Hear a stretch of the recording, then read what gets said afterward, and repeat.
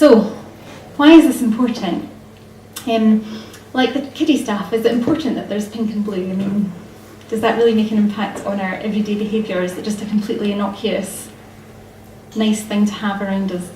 Well, in our final study in this line of research, we decided to test whether people's actual impressions of strangers could be modified by asking them to look at people who were dressed in a different way. So there's the odd leaflet scattered about with some images on it. I don't know if you can see them.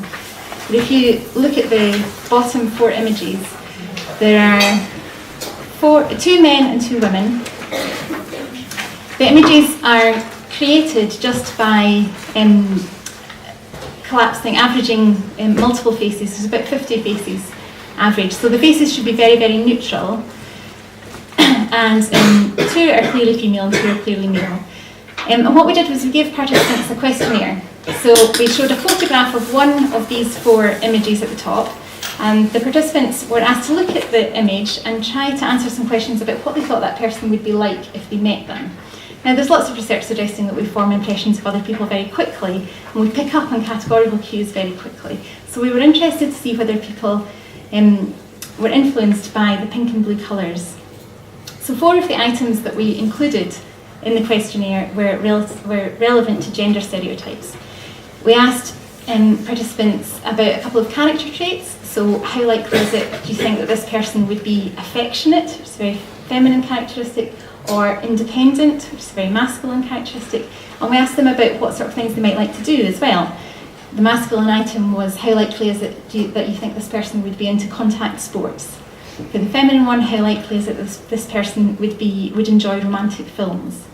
So obviously masculine and feminine items, but hidden in 24 questions about other random things.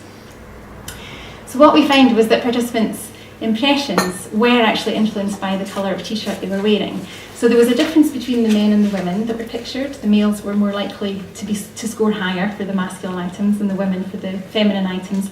But there was also an impact of the t-shirt colour. So if the man was dressed in pink, they were more likely to say that he had these feminine characteristics. And similarly, if the female was dressed in blue, they thought they were more likely to have these masculine characteristics. And one of the interesting things about that is that when we spoke to the participants afterwards, they had no idea why they had been influenced. So, for example, with the female participant, some of them said, the one in the blue t-shirt, oh, well, she had quite short hair, so she looked quite masculine, so we thought she might have these characteristics. Whereas the one in the pink t-shirt, who of course has the same hair and the same face, they would say, well, she's got quite a soft face, so I thought she might be more of a warm, romantic kind of person.